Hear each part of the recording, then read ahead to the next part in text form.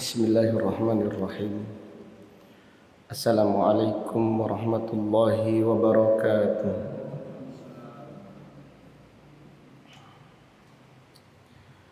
Innal hamdalillah nahmaduhu wa nasta'inuhu wa nastaghfiruh wa na'udzu billahi min shururi anfusina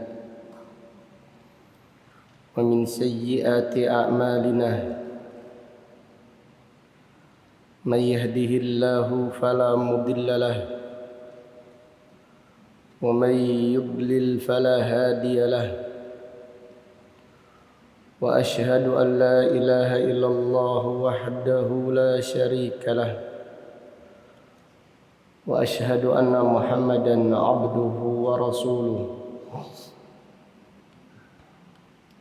Amma ba'du fa inna asdaqal hadisi kitabullah wa khairal hadi hadi Muhammadin sallallahu alaihi wasallam wa syarrul umuri muhdatsatuha wa kullu muhdatsatin bid'ah wa kullu bid'atin dhalalah wa kullu dhalalatin finnar.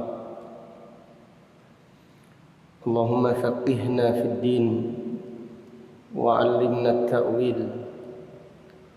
اللهم إنا نسألك علما نافعا ورزقا طيبا وعملا متقبلا. اللهم إنا نعوذ بك من علم لا ينفع ومن قلب لا يخشع ومن نفس لا تشبع wa min da'watin la yustajabu laha. Alhamdulillah, pada pagi yang berbahagia ini, yaitu hari Sabtu tanggal 13 bulan Safar tahun 1444 Hijriah.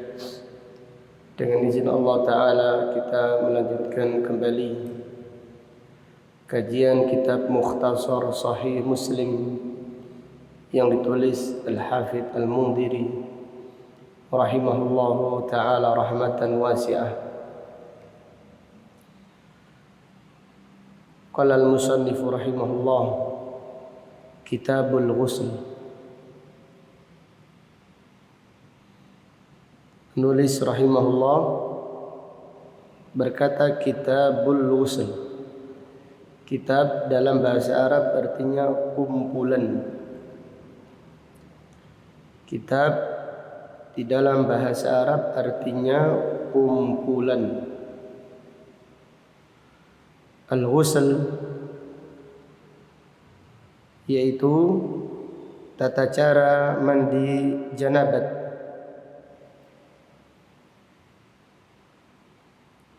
Maka kitab ini menjelaskan kumpulan dalil-dalil tentang sifat atau tata cara mandi yang diajarkan oleh Rasulullah sallallahu alaihi wasallam.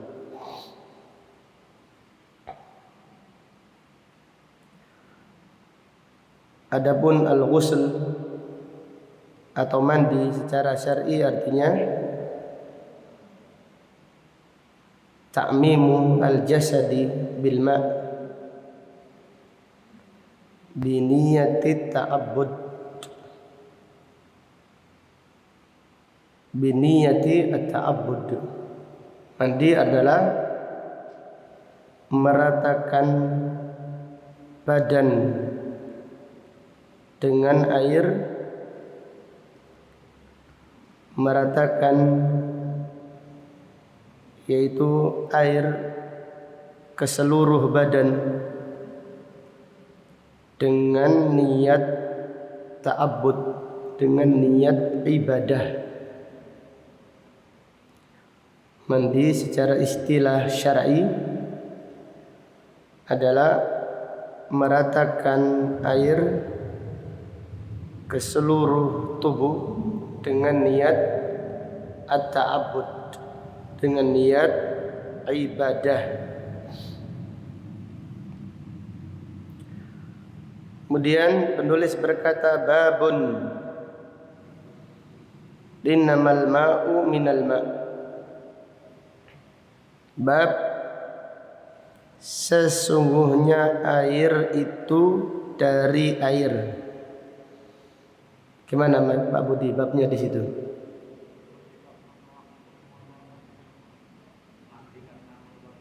Iya, berarti langsung dimaknakan.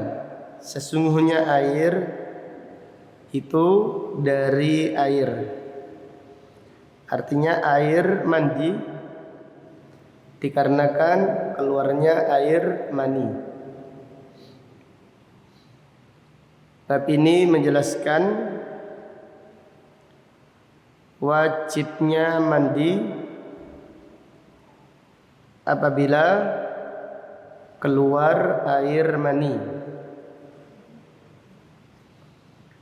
Bab ini menjelaskan wajibnya mandi janabat karena keluarnya sperma. Dan pada awal mula Islam,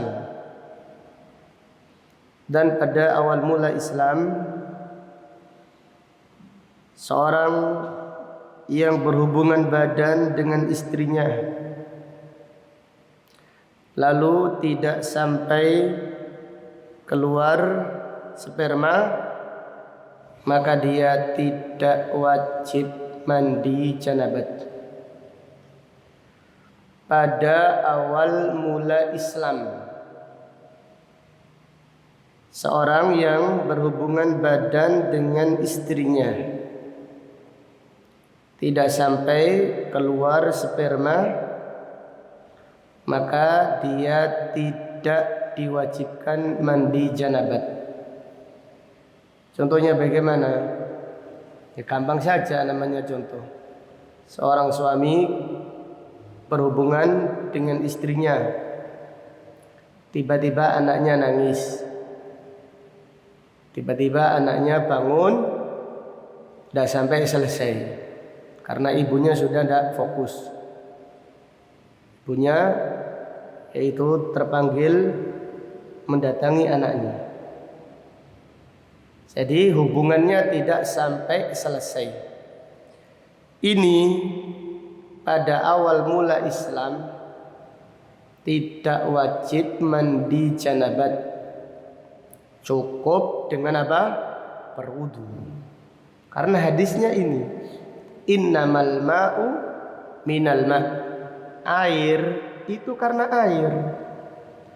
Air mandi janabat ya karena air, yaitu keluarnya air apa? Mani atau keluarnya sperma. Kita baca hadisnya. An Abdurrahman ibni Abi Sa'id al-Khudri an abihi, dari ayahnya yaitu Abu Sa'id al-Khudri radhiyallahu anhu. Ia berkata, kharajtu ma'a Rasulillah sallallahu alaihi wasallam ila Quba'in yaumal itsnaini ila Quba'. Aku keluar bersama Nabi sallallahu alaihi wasallam pada hari Senin ke Quba, yaitu ke tempat yang namanya Quba, dan di situ ada masjid apa? Masjid Quba. Hatta idza kunna fi Bani Salim, sampai apabila kita di kabilah Bani Salim. Waqafa Rasulullah sallallahu alaihi wasallam ala babi Idban. Nabi sallallahu alaihi wasallam berhenti di depan rumahnya atau di depan pintu rumahnya Idban ibnu Malik. Fasarraha bih. Kemudian Nabi sallallahu alaihi wasallam memanggil Idban Dalam riwayat Al-Bukhari, Nabi sallallahu alaihi wasallam mengutus seorang sahabat untuk memanggil Itban ibnu Malik. Fa kharaja yajurru izarahu. Itban ini sedang kumpul dengan istrinya. Ketika dipanggil oleh Nabi sallallahu alaihi wasallam langsung diselesaikan. Ketika dipanggil Nabi sallallahu alaihi wasallam langsung yaitu diselesaikan. Bukan diselesaikan ya, langsung, kalau bahasa lebih itu dicabut. Tidak jadi menuntaskan hubungannya. Langsung dicabut, kemudian cepat-cepatan mandi dan mendatangi Nabi sallallahu alaihi wasallam. Ya jurru izarahu, masih membenarkan sarungnya. Bebetnya sih dibenarkan. Faqala Rasulullah sallallahu alaihi wasallam, ajalna ar-rajul. Rasulullah sallallahu alaihi wasallam berkata, ajarna ar-rajul, kita ini menjadikan Itban tergesa-gesa. Dalam hadis Bukhari, Nabi sallallahu alaihi wasallam berkata kepada Itban, la'allana ajalnaka, wahai Itban, berarti kita ini menjadikan engkau tergesa-gesa. Artinya tidak sampai selesai hubunganmu. Maka Itban menjawab, iya ya Rasulullah. Kemudian Itban berkata, faqala Itban, ya Rasulullah, ara'aita ar-rajula yu'jalu an imra'atihi falam yumni mada alaihi. Itban bertanya, ya Rasulullah, bagaimana pendapatmu tentang seorang suami yang tidak tuntas hubungannya dengan istri, yang tidak selesai hubungan badannya dengan istri, belum sampai keluar air mani. Faqala Rasulullah sallallahu alaihi wasallam, innamal ma'u minal ma'. Nabi sallallahu alaihi wasallam bersabda, sesungguhnya air itu karena air. Sesungguhnya mandi janabat dikarenakan keluarnya air mani. Sesungguhnya wajibnya mandi janabat disebabkan karena keluarnya mani. Artinya cukuplah kamu berwudu saja. Di dalam riwayat Imam Bukhari, Nabi sallallahu alaihi wasallam mengatakan kepada Itban, yakfikal wudu, cukuplah kamu berwudu saja. Jadi ini hukum di awal apa? Di awal mula Islam. Tetapi hukum ini sudah dihapus. Dari hadis ini terdapat beberapa pelajaran yang bisa diambil. Fihi ziyaratu al-imam ashabahu. Seorang imam disyariatkan menziarahi sahabat-sahabatnya.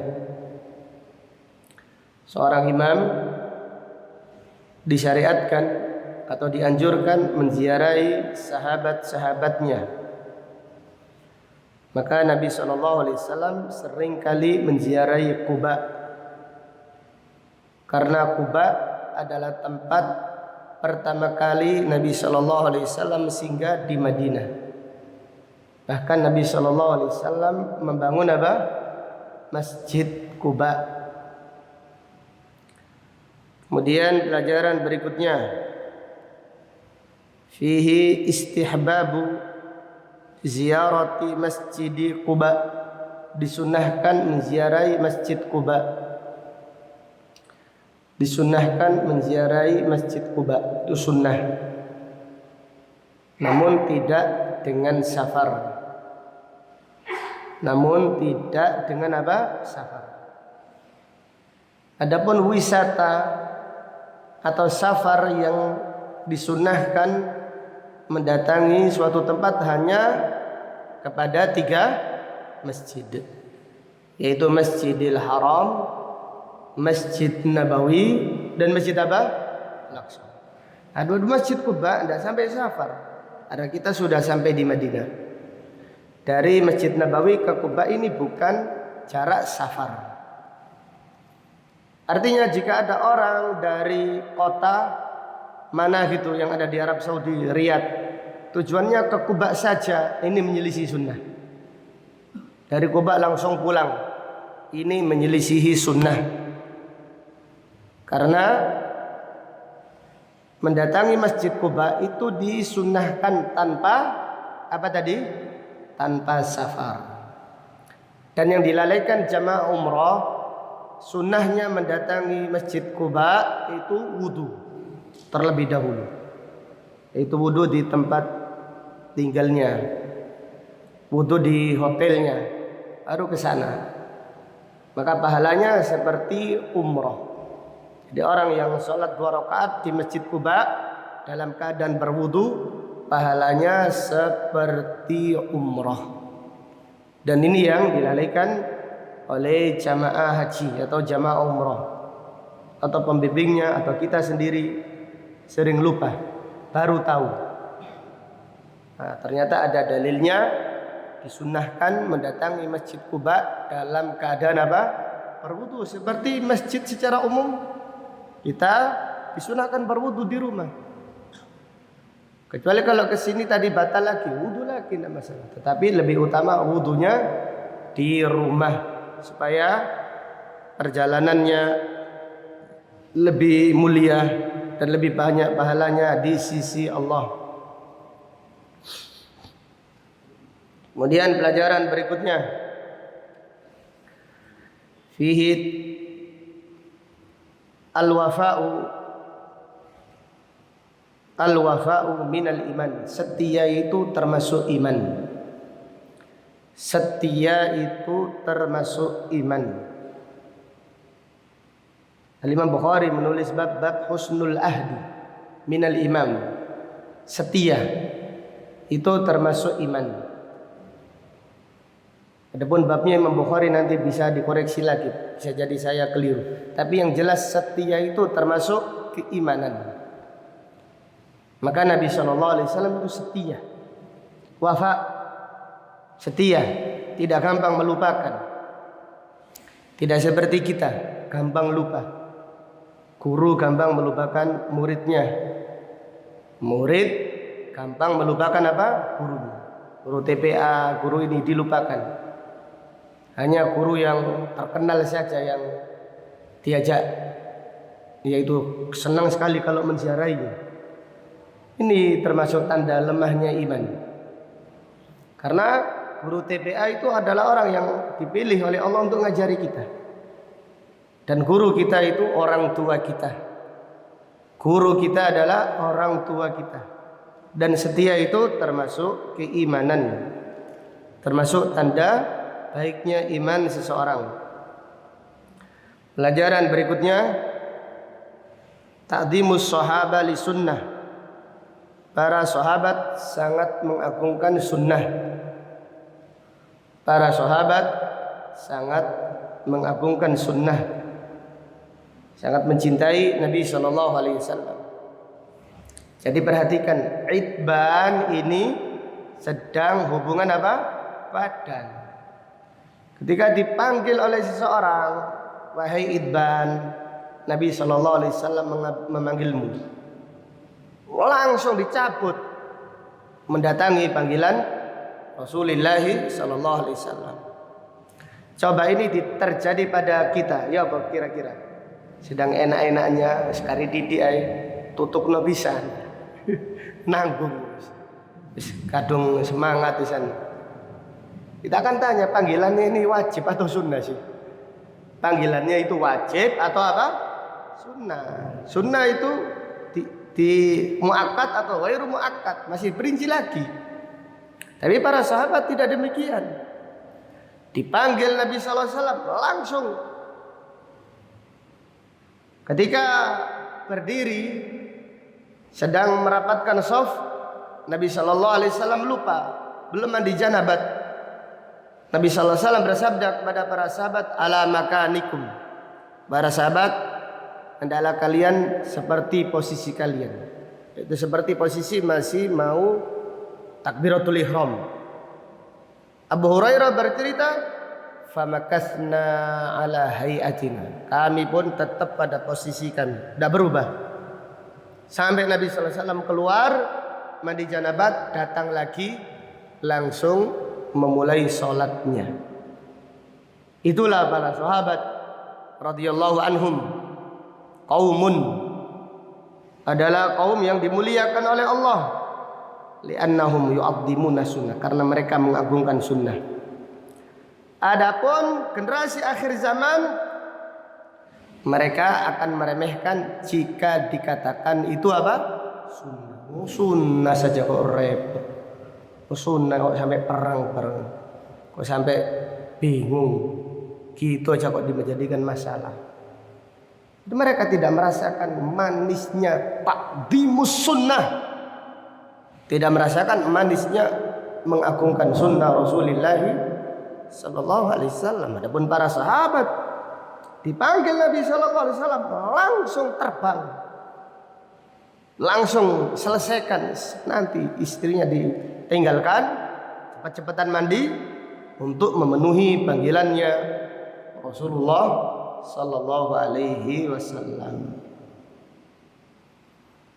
Kemudian pelajaran berikutnya, pada awal mula Islam, siapa yang mengumpuli istrinya tidak sampai keluar sperma, hanya diwajibkan berwudu saja. Pada awal mula Islam, siapa yang mengumpuli istrinya tidak sampai keluar sperma, hanya diwajibkan apa? Berwudu. Artinya cukup berwudu saja, langsung sholat. Ini berdasarkan hadis ini, Nabi Shallallahu Alaihi Wasallam bersabda, innamal ma'u minal ma'. Sesungguhnya wajibnya mandi dikarenakan keluarnya sperma. Kemudian bab berikutnya, penulis berkata, babun naskhul ma'i minal ma' wa wujubul ghusli biltiqa'il khitanaini. Bab dihapusnya hukum wajibnya mandi karena keluar sperma, dan wajibnya mandi janabat jika bertemu dua khitan. Dan bertemu di sini bukan sekedar pertemuan saja, tetapi sudah, yang dimaksud bertemu adalah sudah sampai tenggelam, karena digesekkan saja, tidak sampai mandi apa? Janabat. Jadi bertemu di sini yang dimaksud adalah sampai berhubungan badan. Karena di dalam hadis Nabi sallallahu alaihi wasallam bersabda, idza tawarat al-hasyafah, apabila tenggelam. Al-hasyafah itu maaf yaitu kepala, yaitu kemaluan suami, itu namanya al-hasyafah. Apabila tenggelam maka wajib mandi, keluar sperma atau tidak keluar sperma. Kemudian penulis membawakan hadis an Abi Musa radhiyallahu anhu, ikhtalafa fi dzalika rahtun minal muhajirin wal ansar. Abu Musa al-Asy'ari berkata, beberapa sahabat dari kaum muhajirin dan kaum ansar berselisih pendapat tentang masalah ini, yaitu tentang hubungan badan yang tidak sampai keluar sperma. Ini apakah wajib mandi atau enggak? Para sahabat berselisih pendapat. Faqala al-ansariyun, sahabat al-ansar berpendapat, la yajibul ghuslu illa minad dafqi aw minal ma'. Tidak wajib mandi kecuali apabila keluar air yang memancar atau keluar sperma. Jadi sahabat al-ansar ketika itu berpendapat hubungan badan tidak wajib mandi janabat kecuali jika keluar sperma. Wa qala al-muhajirun idza khalata faqad wajabal ghusl. Sedangkan kaum muhajirin berkata, apabila sudah bertemu, kemaluan suami dan istri sudah bertemu, idal taqal khitanan, bertemu, artinya sudah dimasukkan, maka wajib mandi. Ini pernyataan sahabat muhajirin. Faqala Abu Musa fa ana asfikum min dalik. Abu Musa berkata, aku akan menyelesaikan perselisihan kalian ini. Aku akan cari dalil. Faqumtu fasta'dantu ala Aisyah. Aku pun bangkit minta izin ke rumahnya Aisyah radhiyallahu anha. Fa'udinali. Lalu aku diizinkan untuk masuk. Faqultu laha, aku berkata kepada Aisyah, ya ummah, ya ummal mu'minin, inni uridu an as'alaki an syai'in wa inni astahyiki. Wahai ibu, wahai ibunya kaum muslimin, wahai ibunya orang-orang yang beriman, aku ingin bertanya kepadamu, hanya saja aku malu menyampaikan pertanyaan ini kepadamu. Faqalat, Aisyah berkata, la tastahi an tas'alani amma kunta sa'ilan anhu ummaka allati waladatka fa innama ana ummuka. Aisyah berkata, jangan malu bertanya kepadaku seperti kamu tidak malu bertanya kepada ibu yang melahirkanmu, dan sesungguhnya aku adalah ibumu. Karena istri-istri Nabi sallallahu alaihi wasallam adalah ummahatul mukminin. Istri-istri Nabi sallallahu alaihi wasallam adalah ummahatul mukminin, ibunya orang-orang yang beriman. Sebagaimana Allah taala berfirman, wa azwajuhu ummahatuhum. Dan istri-istrinya Nabi sallallahu alaihi wasallam adalah ibunya orang-orang yang beriman. Faqultu ma yujibul ghuslah. Aku bertanya, wahai ibu, wahai Aisyah, apa yang menyebabkan, apa yang mewajibkan mandi janabat dari hubungan badan suami istri? Apakah harus keluar sperma atau bagaimana? Kemudian qalat alal khabir saqattah. Aisyah berkata, engkau bertanya kepada orang yang berpengalaman. Engkau bertanya kepada orang yang memiliki ilmu. Saqatta, kamu telah menggugurkan kewajibanmu. Qala Rasulullah sallallahu alaihi wasallam. Qala Rasulullah sallallahu alaihi wasallam, idza jalasa baina syu'abi al-arba. Apabila suami duduk di 4 anggota badan istrinya. Apabila suami duduk di 4 anggota badan istrinya. Wa massal khitanu al khitan, dan khitan telah menyentuh al khitan. Faqad wajabal ghuslu, maka telah wajib mandi janabat. Dalam lafaz yang lain, anzala aw lam yunzil, Dalam lafaz yang lain bisa ditambahkan anzala aw lam yunzil. Baik itu suami keluar air maninya atau tidak mengeluarkan air mani. Ini lafaz yang sangat penting. Anzala aw lam yunzil. Baik itu suami ketika berhubungan badan dengan istrinya mengeluarkan sperma atau tidak, maka tetap wajib mandi janabat. Wallahu ta'ala a'lam. Hadis berikutnya, an Jabir ibni Abdullah an Ummi Kulthum an Aisyata zaujin Nabi sallallahu alaihi wasallam.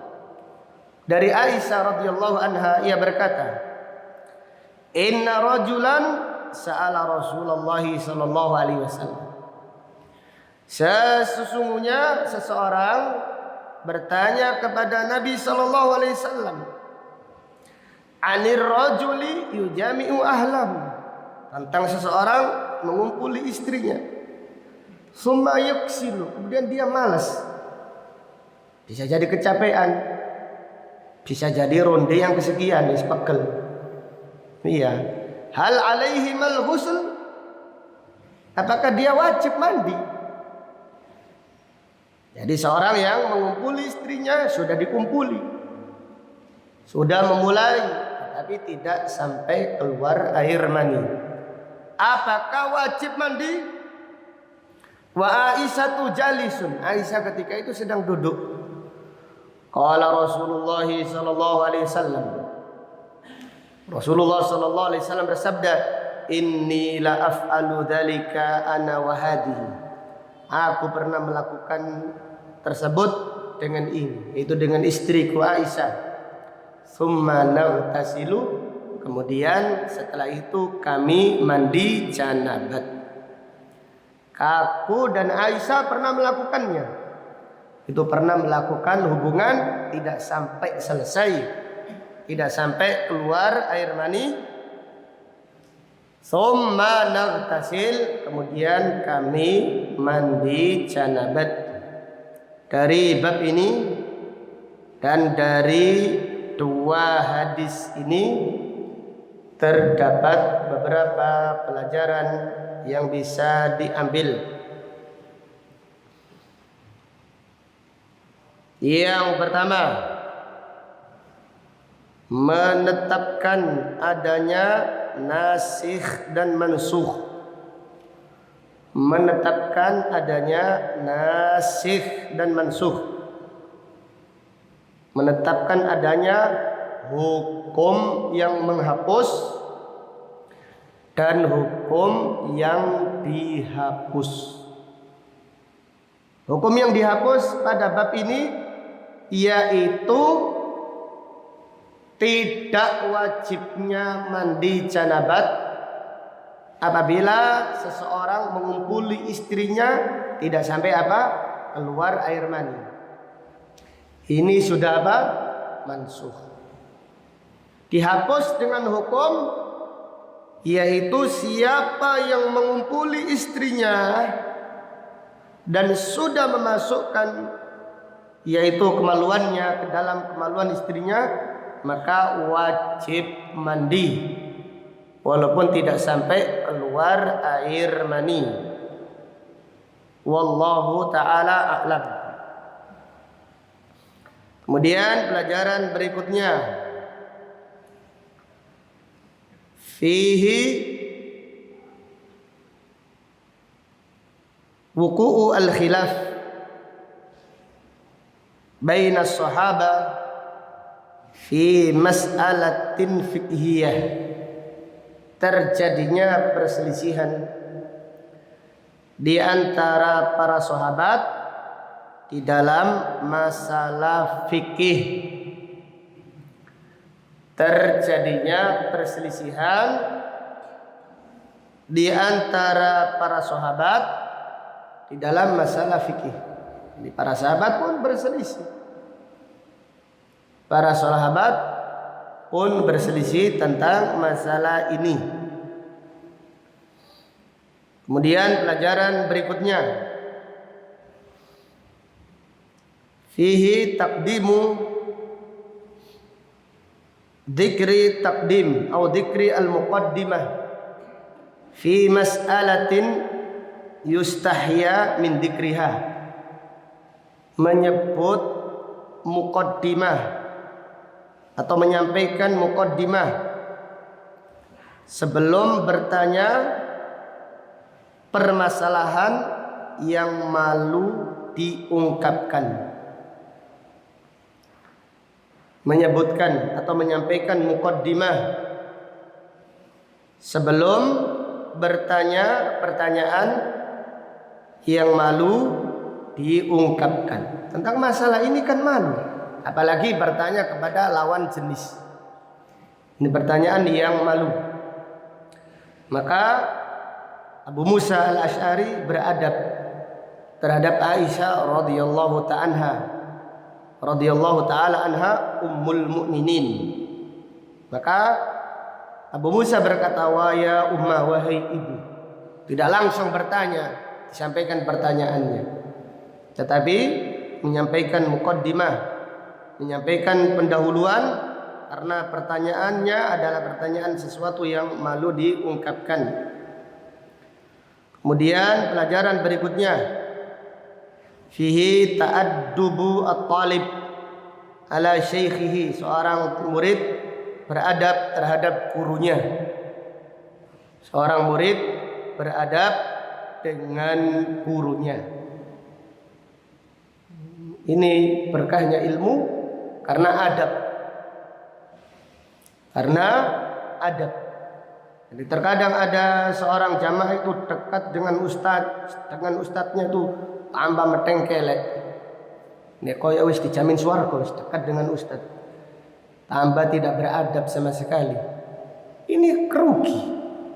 Dekat dengan seorang guru itu kemuliaan, tapi tambah beradab. Tambah beradab. Maka kalau ada orang dekat dengan gurunya tambah meliti, tambah yaitu kayak ngapeling surga gitu, ini orang yang rugi. Abu Bakar As-Siddiq dekat dengan Nabi sallallahu alaihi wasallam, semakin tawadhu.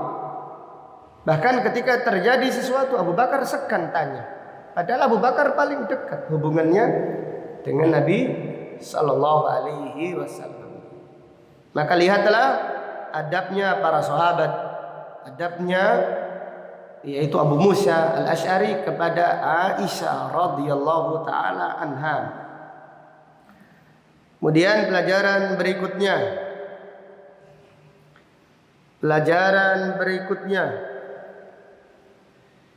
fihi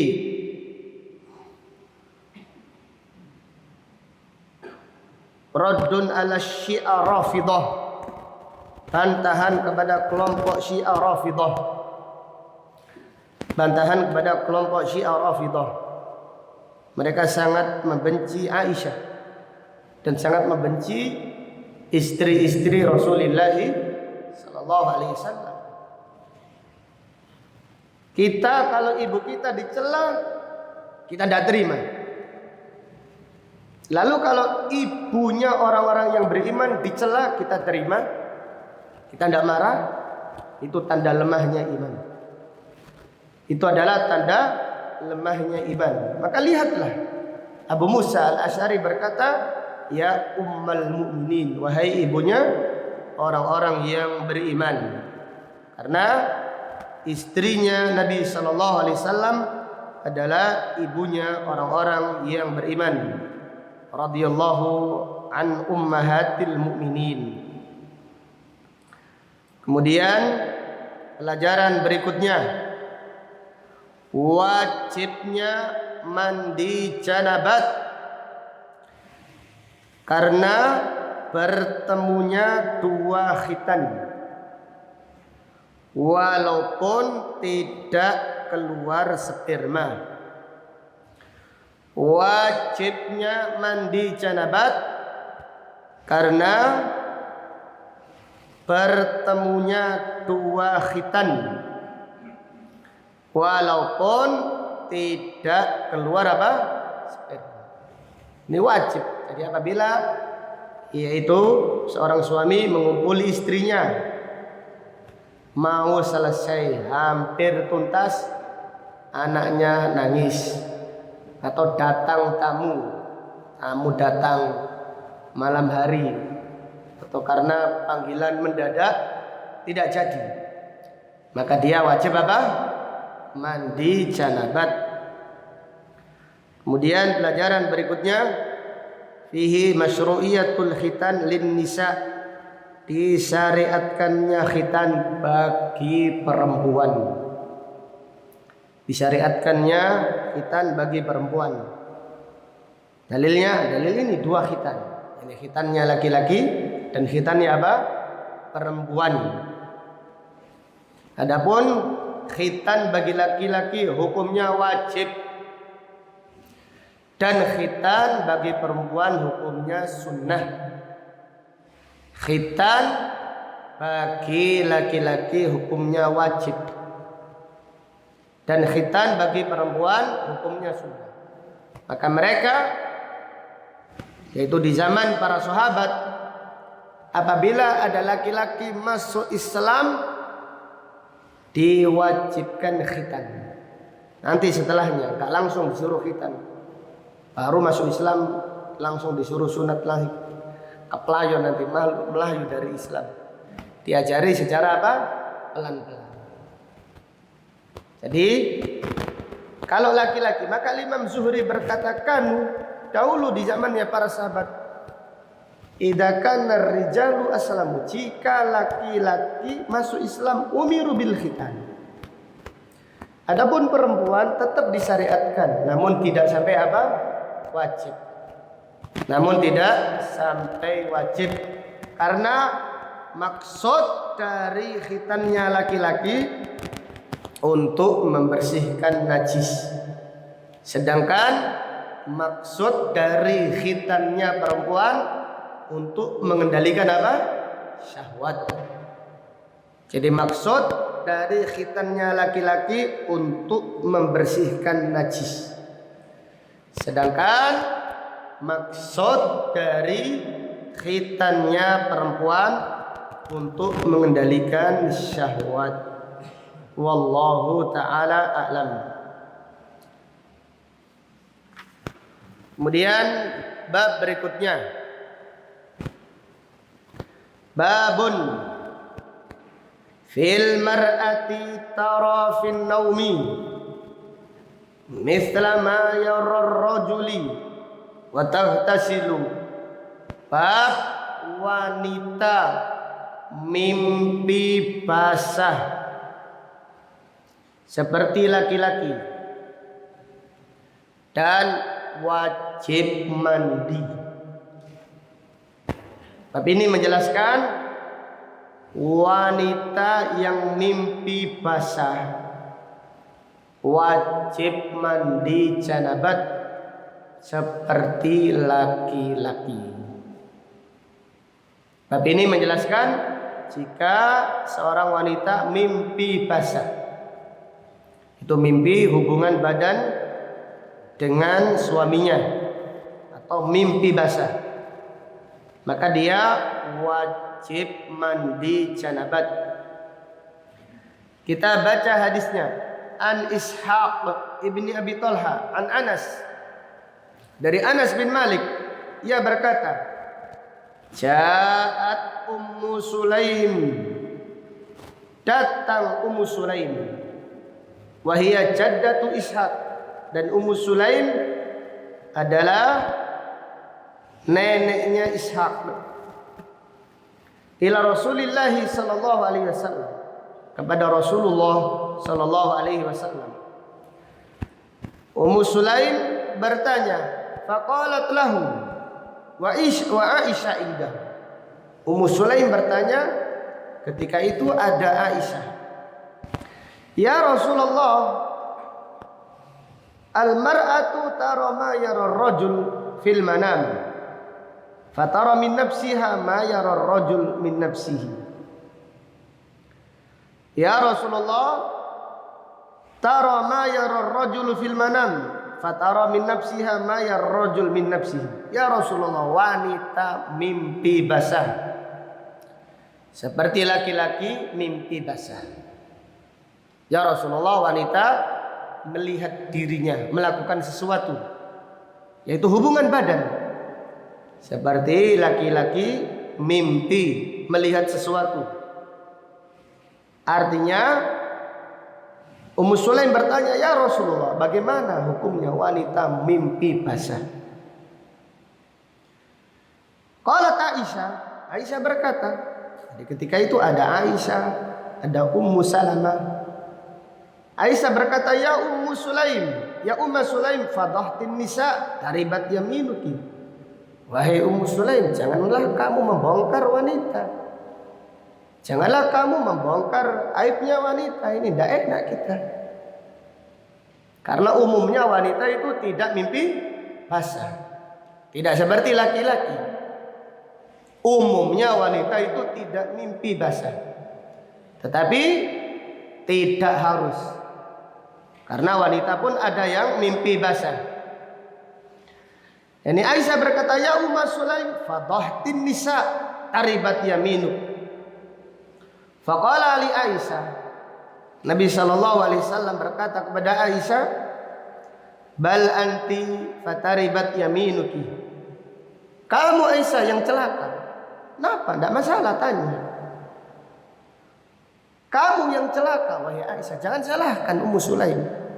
Ummu Sulaim itu benar, wanita juga mimpi basah. Adapun Ummu Salamah menutup wajahnya, malu. Ummu Salamah menutup wajahnya, malu dari yang ditanyakan apa? Ummu Sulaim tersebut. Lalu Ummu Salamah berkata, wa tahtalimul mar'a, ya Rasulullah, apakah mungkin wanita itu mimpi basah? Maka Nabi SAW bersabda di sini, na'am faltaghtasil. Iya, wanita yang mimpi basah wajib mandi. Ya Ummu Sulaim, idza ra'at dalik, wanita wajib mandi janabat karena mimpi basah jika melihat sperma, jika melihat apa? Air mani. Wallahu ta'ala a'lam. Dan Nabi SAW berkata kepada Ummu Salamah, taribat yaminuki, celaka kamu wahai Ummu Salamah. Fabima yusbihuha waladaha, fabima yusbihuha waladaha. Kalau wanita tidak mengeluarkan sperma, bagaimana anaknya itu mirip dengan ibunya?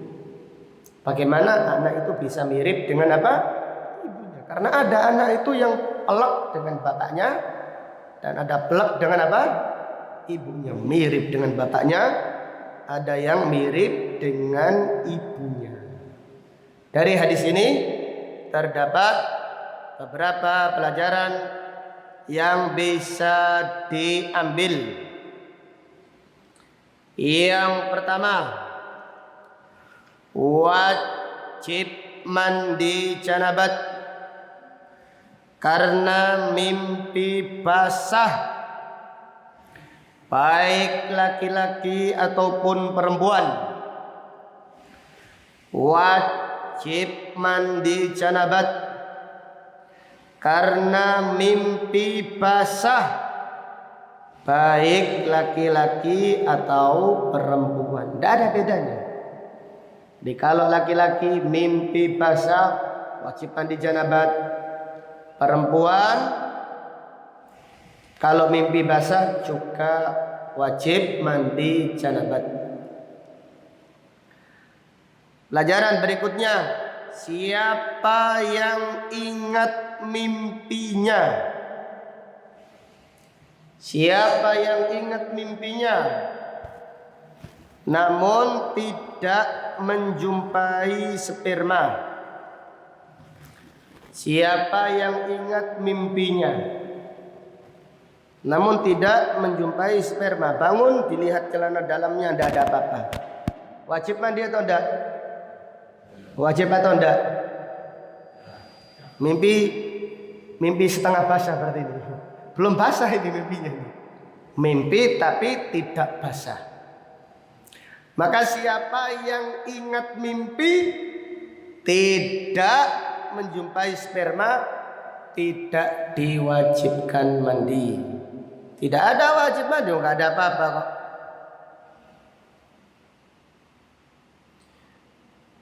Jadi siapa yang ingat mimpi dan tidak melihat sperma, tidak diwajibkan mandi. Tidak ada syariat mandi baginya. Berikutnya, siapa yang tidak ingat mimpi tetapi melihat sperma, melihat basah. Iki tekondi iki, mosok ngompol iki. Diiling-iling, gak iling-iling dia.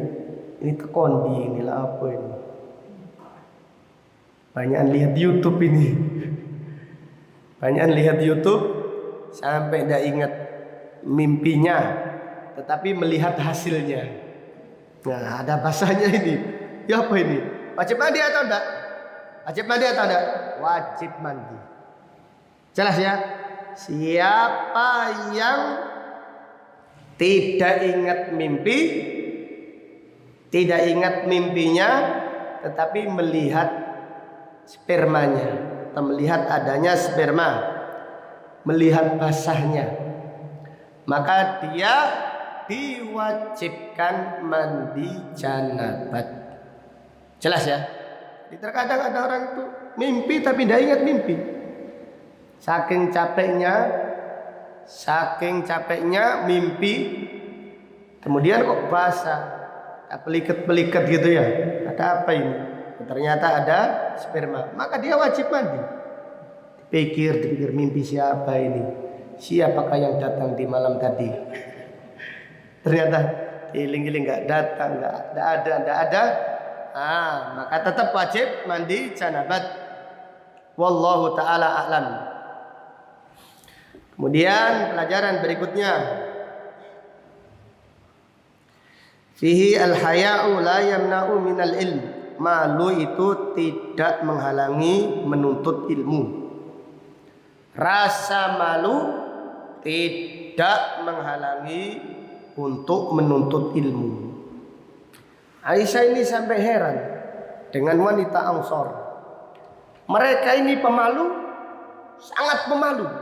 Jadi kalau sudah usia menikah tidak keluar dari rumah, sangat pemalu. Tetapi kalau menuntut ilmu, mereka tidak segan menanyakan ilmu yang bermanfaat. Maka Aisyah berkata, rahimallahu nisa al-ansar. Semoga Allah merahmati wanita Ansar. Rasa malu mereka tidak menghalangi mereka untuk tafaqquh fid din. Rasa malu mereka tidak menghalangi mereka untuk menuntut ilmu, untuk belajar fikih di dalam urusan agama. Kemudian pelajaran berikutnya,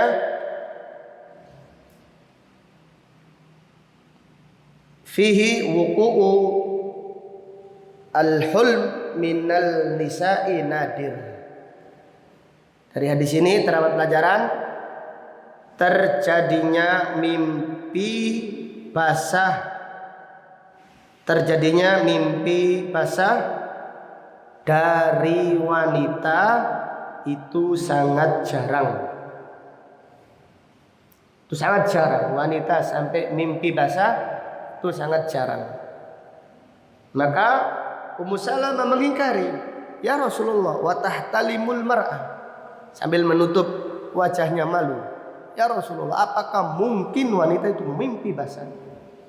Adapun Aisyah marah, taribat yaminuki, celaka kamu wahai Ummu Sulaim, kenapa engkau membongkar? Yaitu aibnya apa? Wanita. Kok masalah ini kok kamu tanyakan? Nabi SAW berkata kepada Aisyah, bal anti fataribat yamunuki, kamu yang celaka wahai Aisyah, kamu yang celaka wahai Aisyah. Ini pertanyaan yang tidak aib, karena ini terjadi dan diambil faedahnya oleh kaum muslimin, karena pertanyaannya sahabat yang mulia Ummu Sulaim radhiyallahu taala anha. Kemudian pelajaran berikutnya, Fihi annal mar'ata tukhrijul maniyah, bahwasanya wanita itu mengeluarkan sperma.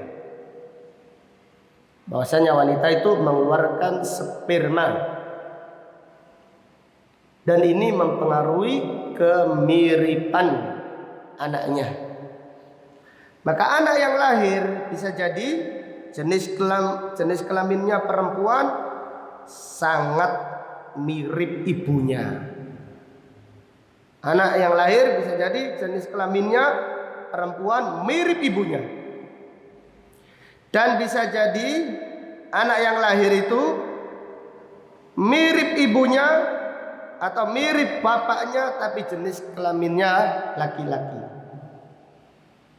Jadi anak yang lahir itu ada 4 kondisi.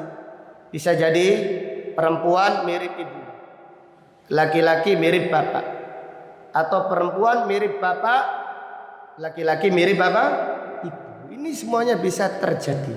Kadang-kadang gak mirip sopo-sopo ini. Anak sopo ini. Anaknya ya mirip dulurnya sana, mirip pamannya, mirip kakeknya, mirip bibinya. Yang agak jauh ini tidak masalah. Jangan langsung suudon kepada apa? Kepada apa? Istri. Ini anakku kok gak mirip sampean, gak mirip saya. Ini sopo ini. Iya, ya mirip mbahnya, ternyata mirip pamannya atau mirip itu. Itu terjadi dan itu sangat mungkin terjadi. Wallahu taala a'lam. Kemudian hadis berikutnya, bab berikutnya. Babu sifati al-ghusl minal janabah. Bab tata cara mandi janabat. Ini bab yang sangat penting. Bab yang sangat penting. An Maimunah zaujin Nabi sallallahu alaihi wasallam. Dari Maimunah, istri Nabi sallallahu alaihi wasallam, ia berkata, adnaitu li Rasulillah sallallahu alaihi wasallam ghuslahu minal janabah. Aku mendekatkan air untuk mandi janabatnya Nabi sallallahu alaihi wasallam. Jadi Maimunah ini menyiapkan air untuk mandi janabatnya Nabi sallallahu alaihi wasallam. Jadi istri-istri Nabi sallallahu alaihi wasallam itu demikian berbakti, mengambilkan air untuk Nabi sallallahu alaihi wasallam. Kalau kita ndak, kalau sekarang ndak jupuk dewe-dewe gitu. Apalagi nimbo, suaminya yang suruh apa? Zaman dahulu suruh nimbo suaminya. Istrinya tinggal mandi saja. Tapi kalau Ummu Salamah atau kalau Maimunah tidak demikian. Aku yang menyiapkan air untuk mandi janabatnya Nabi sallallahu alaihi wasallam. Fa ghassala kaffaihi marrataini aw salasan. Nabi sallallahu alaihi wasallam yaitu membasuh telapak tangannya 2 kali atau 3 kali. Thumma adkhala yadahu fil ina. Jadi ketika baru mandi janabat tidak langsung mengkopok air dengan tangan, tetapi dibasuh terlebih dahulu 3 kali.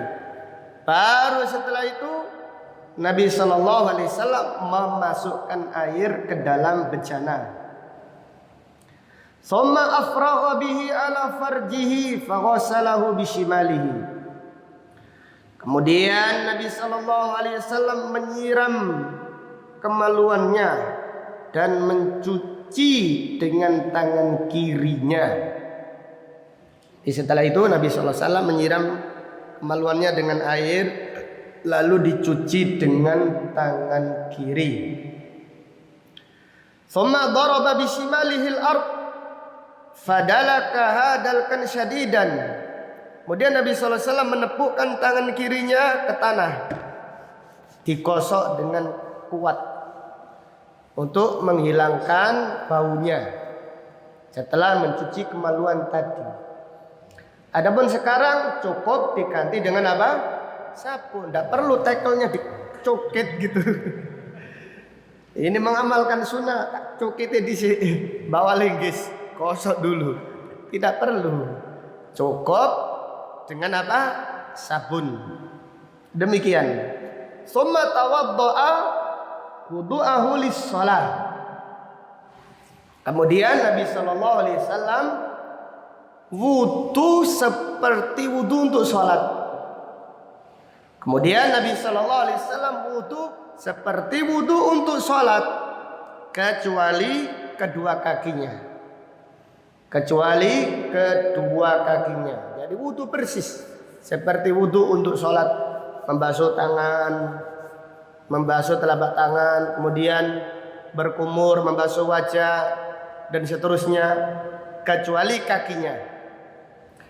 Thumma afragha ala ra'sihi thalatha hafanatin kulla hafnatin mil'u kaffihi. Kemudian Nabi sallallahu alaihi wasallam menyiramkan air di kepalanya 3 kali, yaitu dengan telapak tangannya.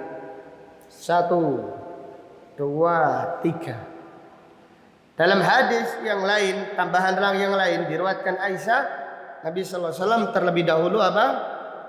Menyela-nyela rambutnya. Yaitu tangan kanan menyela-nyela rambut bagian kanan.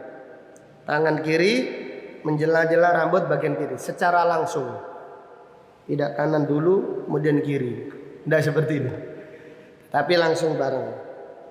Baru setelah itu mengambil air dari bejana, disiramkan ke kanan dulu. 1. Kemudian 2. Setelah itu 3 bagian atas. 3 kali dengan telapak tangan. Bukan dengan siwur. Iya siwur ya. Bukan dengan gayung. Pakai gayung boleh atau tidak boleh? Boleh-boleh saja. Tetapi kembali lagi takdimus sunnah. Kembali lagi mengagungkan sunnah Rasulullah sallallahu alaihi wasallam. Pakai shower boleh atau tidak boleh? Boleh. Tidak masalah. Yang penting basah. Jangankan pakai shower, sampai mandi janabat, Pak pakai apa-apa langsung nyemplung sungai, sah sudah. Yang penting apa? Yang penting niat. Jadi habis hubungan badan suami istri langsung terjun ke tambak gitu, sah. Gak pakai tadi ritual tadi, sah sudah. Tetapi kita membahas takdimus sunnah, mengagungkan sunnah Rasulullah sallallahu alaihi wasallam. Kemudian summa ghasala sa'ira jasadihi. Setelah itu Nabi sallallahu alaihi wasallam membasuh seluruh badannya, yaitu kanannya terlebih dahulu. Baru bagian apa? Kirinya. Jadi kanannya disiram, kemudian baru kirinya secara rata. Summa tanaha an maqamihi. Kemudian beliau menjauh atau berpindah dari tempat mandinya karena basah, becek. Faghasala rijlaihi. Baru yang terakhir beliau membasuh apa? Kedua kakinya. Summa ataituhu bil mindil. Kemudian aku mendatangkan handuk kepada Nabi sallallahu alaihi wasallam. Faraddahu. Apa artinya di situ? Faraddahu. Kemudian Nabi sallallahu alaihi wasallam apa?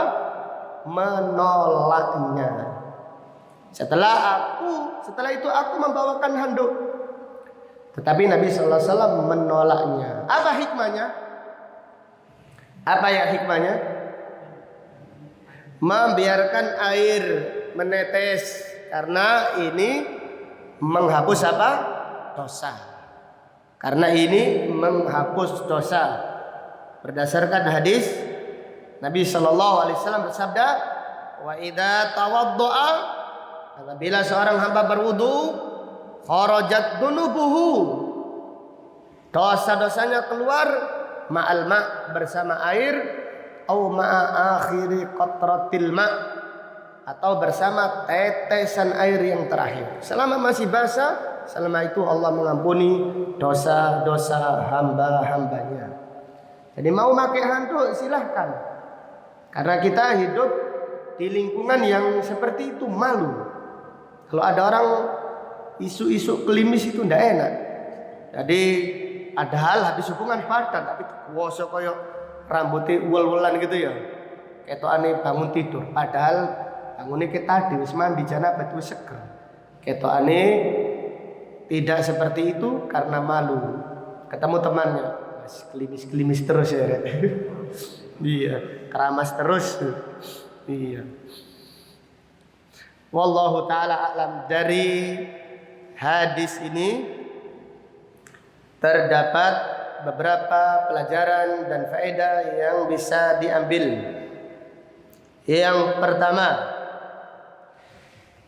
tata cara mandi janabat yang dicontohkan Rasulullah sallallahu alaihi wasallam. Tata cara mandi janabat yang dicontohkan Rasulullah sallallahu alaihi wasallam. Dan kita bisa menyimpulkan dari hadis ini dan dari hadis-hadis yang lain. Tata cara mandi janabat yang dicontohkan Nabi sallallahu alaihi wasallam ada 9. 1. Tata cara mandi janabat yang dicontohkan Nabi sallallahu alaihi wasallam ada 9. 1. Niat. 2. Membaca bismillah. Di 1 niat. Niat cukup di dalam apa? Dalam hati. Niat di dalam hati. Yang kedua, membaca apa? Bismillah di luar kamar mandi. Kalau lupa tidak mengapa dibaca.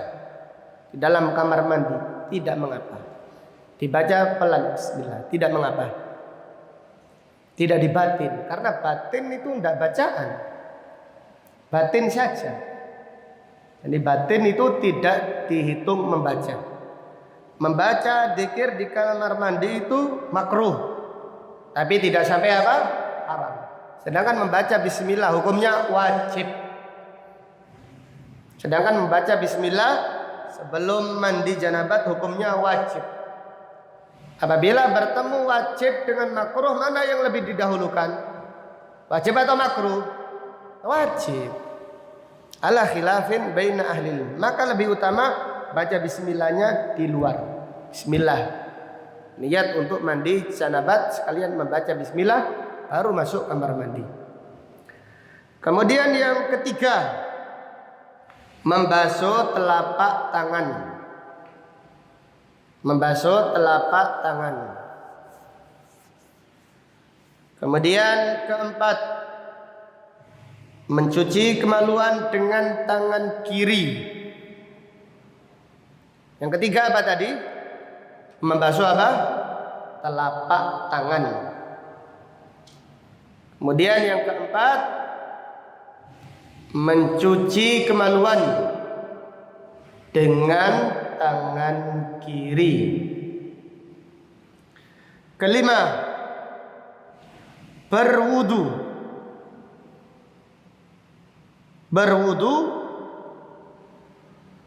seperti wudu untuk sholat, kecuali bagian apa? Kaki. Berwudu seperti wudu untuk sholat, kecuali bagian kaki. Kaki jangan dibasuh. Ini kelima ya. Kelima atau keempat ini? Sekarang berapa? 6. Menyela-nyela rambut. Yang keenam, menyela-nyela rambut, yaitu dengan tangan kanan dan dengan tangan kiri sekaligus. Tangan kanan menyela bagian kanan dan tangan kiri menyela yaitu kepala bagian kiri. Jadi caranya tangannya dibasahi air, jangan disiram, dibasahi, kemudian disela-sela, tapi langsung. menyela-nyela rambut dengan kedua tangan sekaligus. Tangan kanan menyela-nyela bagian kanan dan tangan kiri menyelai kepala bagian kiri. Kemudian yang ketujuh, menyiram kepala 3 kali dengan telapak tangan. Menyiram kepala 3 kali dengan kedua telapak tangan. Jadi seperti itu, menyiram kepala 1 kanan, 2 kiri, kemudian 3 bagian apa? Atas. Jadi menyiram kepala 3 kali dengan kedua telapak tangan.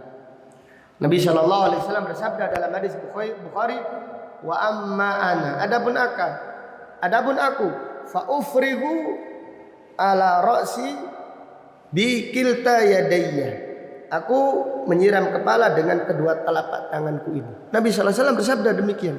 Hadis Bukhari. Adapun aku menyiram kepala bi kilta yadaini, dengan kedua telapak tanganku. Ini sunnah, ta'dhimus sunnah. Agungkanlah sunnah Rasulullah sallallahu alaihi wasallam. Jadi ibadah yang sekedar menggudukan kewajiban itu ibadah yang tidak lezat. Kenapa kamu sholat? Ya karena wajib. Tidak merasakan manisnya ta'dhimus sunnah, cinta Allah, cinta Nabi sallallahu alaihi wasallam. Demikian. Kemudian yang ke-8, menyiram seluruh anggota badan, dimulai bagian kanan dilanjutkan bagian kiri. Yang ke-8, menyiram seluruh anggota badan, dimulai bagian kanan dilanjutkan bagian apa? Kiri. Jadi kanannya dulu, kemudian baru bagian apa? Kiri. Demikian. Kemudian yang ke-9, membasuh kedua kaki. 9, terakhir, membasuh kedua kaki. Demikian tata cara mandi janabat ada 9. Jelas ya? Jadi 1 tadi, apa 1 tadi? Niat. 2 apa? Apa tadi 2? Baca bismillah. Bismillah saja, jangan bismillahirrahmanirrahim. Cukup membaca bismillah. Ketiga, membasuh telapak tangan. 4, mencuci kemaluan dengan tangan kiri. Kelima, berwudu seperti wudu untuk sholat, kecuali bagian kaki. Keenam, menyela-nyela rambut dengan kedua tangan sekaligus. Menyela-nyela rambut dengan kedua tangan sekaligus. Tangan kanan menyela-nyela kepala bagian kanan, tangan kiri menyela rambut bagian kiri. Ketujuh, menyiram kepala 3 kali dengan kedua telapak tangan. Menyiram kepala 3 kali dengan kedua telapak tangan. Ke-8, apa? Menyiram seluruh anggota badan, didahulukan bagian kanan, dilanjutkan bagian kiri. Terakhir apa? Membasuh apa? Kaki. Demikian tata cara mandi janabat yang dicontohkan oleh Rasulullah SAW. Mandi ini mencakup mandi hari Jumat. Tata caranya seperti ini. Mencakup mandi hari raya Idul Fitri, hari raya Idul Adha, hari Arafah, mandi untuk ihram haji atau untuk umroh. Tata caranya seperti hadis Maimunah dan juga hadis Aisyah radhiyallahu taala anha. Kemudian pelajaran berikutnya dari hadis ini, dibolehkan bagi seorang istri melihat aurat suami. Dibolehkan bagi istri melihat aurat suami, dan juga sebaliknya. Ini bantahan kepada orang yang mengatakan tidak boleh melihat aurat istri. Iya pun ngrasakno ya oleh nontok kawale piye? Ngumpuli oleh nontok enggak oleh. Ini apa nih? Gak masuk akal sama sekali. Nah, ini Nabi sallallahu alaihi wasallam dilihat oleh Maimunah. Aisyah radhiyallahu anha ditanya oleh Masruq, "Wahai ibu, bolehkah seorang suami melihat aurat istrinya atau sebaliknya?" Maka Aisyah berkata, "Aku ini mandi bareng dengan Nabi sallallahu alaihi wasallam. Kalau mandi bareng terus gak boleh menonton aurat itu ya apa?" Jelas ya? Ini pendapat yang lemah, yang dhaif. Itu larangan, yaitu melihat aurat di situ. Sehingga suami ghaddul basar, di rumahnya ghaddul basar, kalau di luar mendelik basar. Kalau di rumahnya untuk pandangan aurat istri gak boleh dilihat. Sampean aurate wong sampean tonton. Aurate orang lain dilihat, kalau aurat istrinya yang halalan thayyibah tidak dilihat. Itu kan orang keliru. Demikian. Pelajaran berikutnya, dibolehkan berwudu di kamar mandi. Nah, ini dalilnya wis. Jangan tanya lagi. Kalau ada orang tanya, apa hukumnya berwudu di kamar mandi? Jawablah boleh. Hadis ini. Ini kamar mandi. Ada toiletnya atau tidak ada toiletnya? Terserah. Sampai pasang toilet 5 terserah. Atau tidak ada toiletnya? Apa hubungannya? Apa hubungannya di kamar mandi, wudu di kamar mandi yang ada toiletnya, yang nggak ada toiletnya? Ini namanya kamar mandi, ada toilet tetap kamar mandi. Apa hukumnya berwudu di situ? Boleh, ini dalilnya. Kemudian dari hadis ini terdapat pelajaran dibolehkan berwudu dengan telanjang. Dibolehkan berwudu dengan telanjang di kamar mandi. Nah, kalau di luar jangan.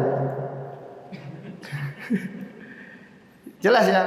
Ada mengatakan wudu tidak boleh telanjang. Ini wudu ini ibadah. Itu subhanallah. Ini dalilnya. Nabi SAW berwudu dengan apa?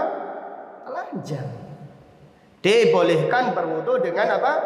Telanjang. Tetapi di kamar mandi. Kalau di luar, nanti hati-hati sampai di-upload nanti di Instagram orang lain. Fulan berwudu. Kemudian pelajaran berikutnya, tidak ada wudu lagi setelah mandi janabat. Tidak ada wudu lagi setelah mandi janabat. Kalau sudah mandi janabat, terus kalau usah wudu lagi, selesai sudah. Jadi ada mandi, kemudian setelah itu wudu lagi, piye ini? Aisyah radhiyallahu anha mengatakan Nabi SAW kalau sudah mandi janabat tidak berwudu lagi. Ini hadisnya jelas, Nabi SAW tidak berwudu lagi. Kemudian pelajaran berikutnya, anjuran tidak memakai handuk setelah berwudu dan setelah mandi janabat. Anjuran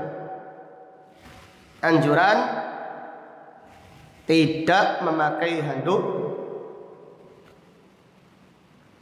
setelah berwudu dan mandi janabat. Tapi lihat kondisi. Ini anjuran saja.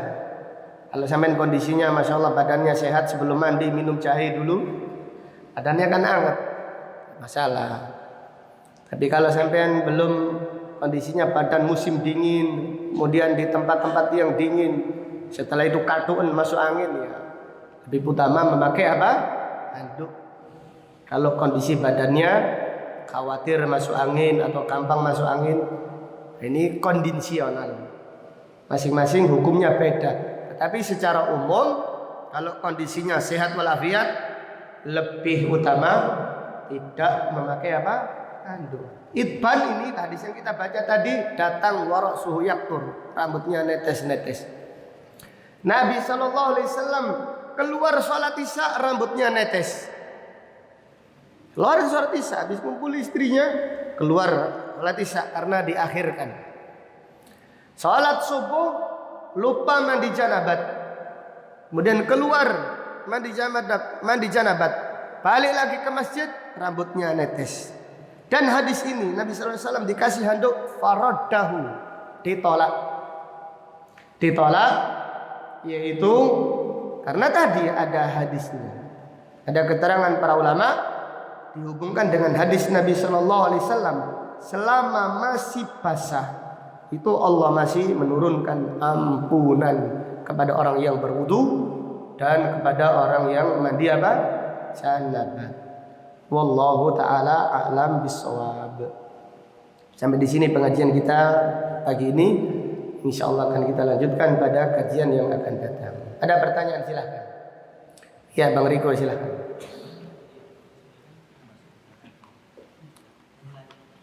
Iya, membasuh kaki tetap menyela-nyela, tangan pun menyela-nyela. Ketika membasuh tangan di sela-sela 3 kali, ini 3 kali. Membasuh kaki juga tetap disunnahkan. Bahkan hukumnya wajib, menyela-nyela tangan dan kaki itu hukumnya wajib. Dikarenakan dikhawatirkan ada sela-sela ini, di cepitan tangan ini ada yang tidak tersentuh air. Jelas ya? Wallahu a'lam. Monggo Mas Agus.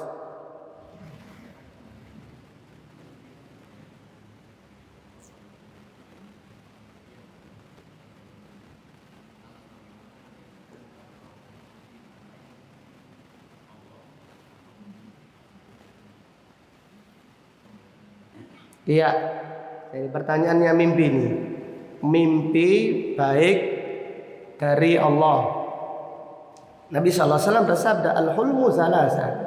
Mimpi itu ada 3. Ada yang dari Allah, dan ada yang dari syaitan, dan ada yang dari pikiran. Seseorang yang mimpi didatangi debt collector. Itu dari siapa? Dari apa? Dari pikiran. Utang terus dia. Tuku blender utang. Maka jangan salahkan kalau mimpinya seperti itu. Jadi mimpi baik dari Allah, mimpi buruk dari apa? Syaitan. Jadi mimpi yang paling banyak itu dari pikiran sendiri. Mimpi baik dari Allah itu satu, jika kita sebelum tidur mengamalkan sunnah. Sebelum tidur, maka Imam Bukhari menulis bab ar-ru'ya shalihah minal mu'min. Mimpi baik itu dari orang beriman. Tapi tidak harus. Karena orang yang fasik pun bisa jadi mimpi baik sebagai yaitu awal taubatnya. Tapi yang umum mimpi baik itu dari orang yang beriman. Maka Imam Bukhari menulis bab tentang masalah mimpi ini banyak sekali dalam kitabnya. Kesimpulannya, mimpi baik itu dari Allah untuk hamba-hambanya yang beriman. Para sahabat itu berlomba-lomba kepingin mimpi baik, lalu ditanyakan kepada Nabi SAW apa artinya. Demikian. Maka yang pertama yang perlu kita ketahui, kita ini mimpi baik atau enggak. Sebelum tidur itu apa yang kita lakukan? Kalau sebelum tidur kita lihat YouTube, tabayatubu itu, YouTubean, kita melihat YouTube, dijamin kayaknya enggak mimpi baik itu. Itu mimpi karena pikiran kita. Tetapi kalau kita sebelum tidur berwudu, apalagi membaca zikir yang cukup panjang sebelum tidur. Kemudian mimpi, insya Allah itu adalah mimpi dari Allah. Dan guru kami Syekh Abdul Aziz Mandi, orang yang masya Allah, Allahumma barik, semoga Allah menjaga beliau, mengatakan orang yang soleh itu jarang mimpi. Kalau mimpi, mimpinya dari Allah. Tapi kalau orang itu pendino mimpi, pagi mimpi, siang mimpi, malam mimpi, tidur kapanpun mimpi, ini orang tukang mimpi, gak usah ditakwilkan mimpinya, disiram air aja orang itu. Mimpi dipermainkan syaitan. Mimpi dari Allah itu tandanya dia tambah baik, menambah keimanannya. Mimpi diperlihatkan masjid, tambah cinta masjid. Mimpi adzan, mimpi-mimpi ibadah, baik sekali, ini dari Allah. Jelas ya. Jadi mimpi dari Allah Subhanahu wa taala diperlihatkan yang baik. Ketika bangun dia gembira, senang. Dan bisa jadi ketika bangun dia takut. Bisa jadi mimpi dari Allah supaya dia bertaubat. Supaya dia bertobat dari itu kesalahannya atau dosa-dosanya. Dia diingatkan oleh Allah Subhanahu wa taala. Imam Bukhari itu punya guru namanya Abdullah bin Maslamah. Ini murid yang paling dicintai Imam Malik, saudara. Tidak ada yang lain. Yaitu enggak ada yang melebihi cintanya Imam Malik kepada Abdullah bin Maslamah. Abdullah bin Maslamah ini ahlu ibadah, sholat terus. Padahal dia itu murid kecintaannya Imam Malik. Dan Imam Malik itu di dalam ilmu hadis, hadisnya paling mahal sudah. Di dalam riwayat hadis, hadisnya Imam Malik itu paling mahal. Apalagi riwayatnya Malik dari Nafi' dari Ibnu Umar, itu sanad emas. Dan Imam Malik punya murid namanya Abdullah bin Maslamah, ahlu ibadah, tapi jarang menyampaikan hadis. Padahal dia itu orang yang paling luas ilmunya, yaitu paling teliti terhadap hadis-hadisnya Imam Malik. Dia belajar kepada Imam Malik itu mondok ya, bukan pengajian, mondok 30 tahun. Sampai Imam Malik meninggal dunia. Pada suatu hari dia itu mimpi. Di malam hari, mimpi hari kiamat telah tiba. Kemudian Allah berfirman, wahai ulama, bangkitlah. Ikut dia bangkit.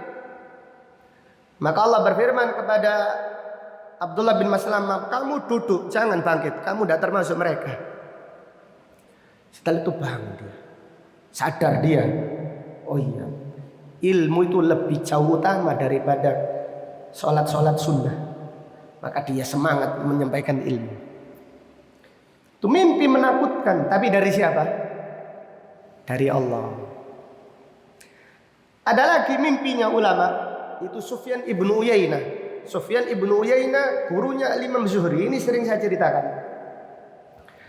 Sufyan ibnu Uyainah itu gurunya Imam Syafi'i.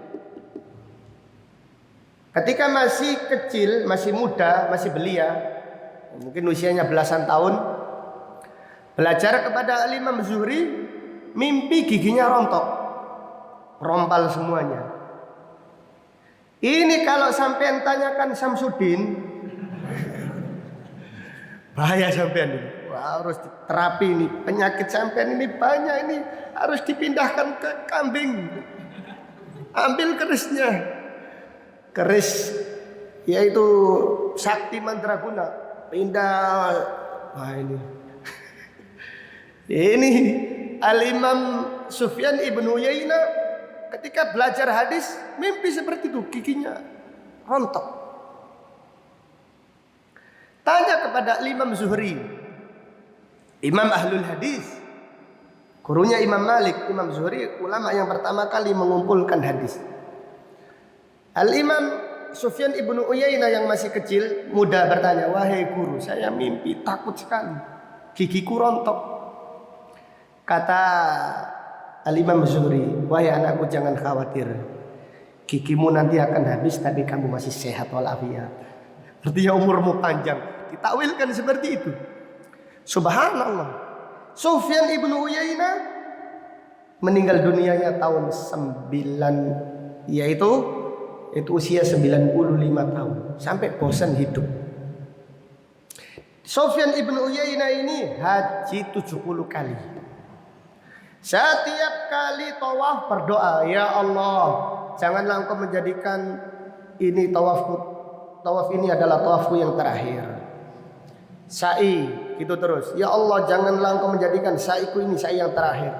Wukuf di Arafah, Mina, mabit Musdalifah, selalu berdoa, ya Allah, jangan Engkau menjadikan hajiku ini haji terakhir. Tahun berikutnya hidup lagi, haji lagi. Tahun berikutnya haji lagi. Terus sampai 70 kali. Di tahun yang terakhir dia tidak berdoa seperti itu. Istahyaitu min Rabbi, aku malu kepada Allah. Maka setelah itu yaitu tahun 198 Hijriah, Ibnu Uyainah meninggal dunia. Ibnu Uyainah itu gurunya Imam Syafi'i, gurunya Imam Ahmad bin Hanbal. Imam Bukhari tidak ketemu Ibnu Uyainah karena Imam Bukhari ketika itu Ibnu Uyainah meninggal dunia, Imam Bukhari masih usianya 4 tahun. Jelas ya? Itu mimpi dari Allah tetapi menakutkan. Jelas. Ada seorang sahabat datang kepada Nabi sallallahu alaihi wasallam, mimpi kepalanya dibentur-benturkan. Maka Nabi sallallahu alaihi wasallam bersabda, la yastahwiyanna alaikumus syaitan. Janganlah kalian dipermainkan syaitan dalam tidur kalian. Baca auzubillahi minasyaitonirrajim, meludah ke kiri 3 kali, insyaallah itu tidak membahayakannya. Ada seorang mimpi adzan, Allahu Akbar, tapi orangnya baik. Bertanya kepada Muhammad bin Sirin, maka Muhammad bin Sirin mentawilkan, tahun depan kamu haji insyaallah. Kemudian ada lagi yang datang kepada Muhammad bin Sirin. Muhammad bin Sirin imam ahlul hadis, dan orangnya itu buruk. Dia bertanya, wahai imam, saya mimpi adzan. Kata Muhammad bin Sirin, sebentar lagi tanganmu akan dipotong. Bingung. Orang-orang yang hadir itu bingung. Ini ditawilkan haji, ini ditawilkan tangannya dipotong. Setelah itu ditanya, wahai imam, kenapa kau seperti itu? Maka tahun berikutnya orang yang datang pertama kali berangkat haji, subhanallah. Yang berikutnya lagi tangannya mencuri, tangannya dipotong. Maka Muhammad bin Sirin menjelaskan, Allah Ta'ala berfirman tentang haji, wa'adzin fin nasi bil hajj. Wahai Ibrahim, umumkan syariat haji kepada manusia. Umumkan artinya adzankan. Arti orang ini adzan saya takwilkan mimpi haji. Adapun orang ini orangnya kelakuannya kayak gitu, korupsi, mencuri, ya saya takwilkan surat Yusuf, summa adzana muadzzinun ayyatuhal 'airu innakum lasyarikun. Kemudian dikumandangkan pengumuman, dikumandangkan adzan, wahai musafir, kalian adalah pencuri. Nah, maka setelah itu beneran yang satunya haji, yang satunya mencuri, dan tangannya apa? Dipotong. Jadi mimpinya itu tidak semesti ada orang mimpi sholat baik semuanya. Lihat orangnya. Jadi ukurannya harus 100% seperti ini tidak bisa. Jadi karena ada Nabi SAW mimpi melihat orang telanjang, maka dia adalah pezina. Tetapi Nabi SAW bersabda, anan nadirul uryan, aku adalah pemberi peringatan yang telanjang. Maksudnya apa? Maksudnya telanjang dari tujuan duniawi. Saya pemberi peringatan yang telanjang dari urusan dunia. Saya tidak ingin dunia. Mengingatkan orang karena akhirat, karena Allah Subhanahu wa ta'ala. Anan nadirul uryan. Aku, tapi ini tidak mimpi, hadis. Nabi SAW bersabda, anan nadirul uryan. Aku adalah seorang pemberi peringatan yang telanjang. Apa maksudnya? Jangan diartikan letterlock nanti ceramah nggak pakai baju gitu. Enggak. Tetapi aku adalah pemberi peringatan yang telanjang dari perkara dunia. Saya tidak memikirkan dunia. Kita yaitu para nabi dan para rasul berdakwah semata-mata karena Allah Subhanahu wa taala, bukan karena maksud tujuan dunia. Jelas ya? Seperti itu, wallahu a'lam. Jadi ukurannya mimpi ini enggak ada ukuran paten. Ada orang primbon apa itu primbon apa kitab kata mujarobat itu mimpi ngelihat ular tanda menikah. Ini dari mana? Ulahnya itu ulah puluh atau ulah kobra atau yang lainnya. Ini semuanya khurafat. Jadi kalau ditakwilkan dari Al-Quran bagus, tapi lihat perorangan dan per individu. Wallahu a'lam. Kalau bisa ditakwilkan yang baik. Ada pertanyaan lain silakan. Ya, Pak Hatria. Mengenai mandi janabat. Ya. Ada dua pertanyaan. Yang pertama, saat menyiram seluruh anggota badan ini, apakah harus ganjil? Nah, setelah yang menyiram kepala 3 kali kan menyiram seluruh anggota badan. Iya. Apakah ganjil? Iya. Saya pertama aja. Jadi menyiram anggota badan itu sekali saja. Jadi sekali saja. Jadi Nabi SAW itu kalau mandi cuma 1 sok. 1 sok itu 3 liter. Kalau kita literlek 2,5 liter. Jadi saya ini terpukul. Jadi ada seorang santri, masya Allah, Allahumma barik. Ada seorang santri, alhamdulillah Rabu kemarin diterima di Madinah, sudah berangkat Rabu kemarin ke Madinah. Selama 3 tahun kita diceritai teman-teman mandi selama 3 tahun di pondok pesantren. Setelah mendengarkan hadis tersebut, mandinya cuma 3 gayung. Yopo ini kita rong ember aja udah cukup. Makanya pandai-pandai dikosok. Makanya dia mengatakan cerita kepada yang lain, tapi saya tidak pernah pakai sampo, tidak pakai sabun, cuma kosok gigi saja, cukup. Kalau wudhu kita cukup, insya Allah wudhu setengah gayung itu cukup. Maka subhanallah banyak yang ngaji, tapi kalau wudhu, ngaji sunnah, wudhu, ini sunnah apa ini? Menghemat itu hukumnya wajib. Jelas ya? Maka kemarin kan kita baca ada seorang yang namanya Hasan ibnu Muhammad Al-Hanafiyah tanya kepada Jabir, wahai Jabir, saya mandi 1 sok ya nggak cukup saya. Maka Jabir mengatakan, ojo sok ganteng. Ini cukup pada orang yang lebih ganteng dari kamu dan rambutnya lebih panjang. Itu cukup untuk Rasulullah Sallallahu Alaihi Wasallam 1 sok. Kita katakan nambah-nambah 4 gayung. Kita mengamalkan hadis seperti itu tanda keikhlasan. Tidak ada orang tahu sudah. Karena takdimus sunnah itu min alamatil ikhlas. Tanda keikhlasan seseorang. Jadi seperti itu. Apa? Menyiram tadi sekali-sekali. Jadi nggak ada ganjil atau genap, cukup sekali saja. Kalau mau nambah sampoan itu kan urusan kita. Jelas ya. Tapi ritualnya tadi selesai sudah. Sampai 9 tadi ritualnya selesai. Jadi kalau mau menambah pakai sampo, karena kita kan seperti itu, samponya dulu, kemudian lulurnya, bolotnya itu dikerik dulu, kemudian setelah itu sampo. Setelah sampo biasanya apa? Perawatan, nah itu conditioner, ya pakaikan apa dulu. Nah, ini yang entekno banyu itu, entai air. Ini tidak terasa, yaitu 1 kolah habis. 1 kolah, 2 kolah itu 150 liter. Ini 1 ceding habis piur. Ini pemborosan.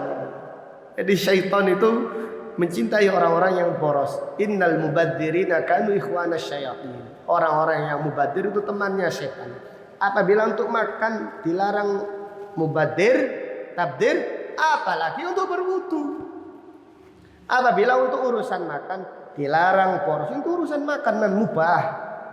Apalagi untuk ibadah. Jadi pemborosan di dalam berwudu ini lebih besar dosanya daripada pemborosan di dalam urusan makan dan minum. Ini perlu diperhatikan, makanan air sedikit saja itu cukup. Kita yang belum bisa mengamalkan ini apa ini? Tahu tak coba peliket kabeh deh. Sampai 3 gayung itu. Maka mau ndak mau ya harus nggak pakai sabun. Kalau kita pakai sabun sampo terpaksa mungkin sampai 6 gayung. Itu sudah bagus sekali sudah. Tapi siapa yang mengamalkan sunnah Rasulullah sallallahu alaihi wasallam? Sunnah itu bukan diceritakan saja, tapi diperlombakan untuk meraih yaitu hadiah di sisi Allah Subhanahu wa taala. Yang kedua Bang Satrio, silakan. Setelah kita mencuci kemaluan dengan tangan kiri, apakah setelah itu kita tidak memegang kemaluan lagi? Ya boleh, kenapa? Nggak masalah. Gatel gitu zaman garuk nggak masalah. Ada nyamuk diceplek nggak masalah. Nggak masalah. Nggak masalah. Insyaallah nggak apa-apa. Yang membatalkan wudu adalah memegang kemaluan dengan syahwat. Memegang kemaluan yang membatalkan wudu adalah memegang kemaluan dengan apa? Dengan syahwat. Wallahu a'lam. Khilaf di antara para ulama, tapi pendapat yang lebih kuat yaitu kalau sudah dicuci ya lebih utama tidak dipegang lagi. Tapi kalau sekiranya dipegang lagi tanpa syahwat tidak masalah dan tidak membatalkan wudu. Yang lain silakan. Monggo. Hah?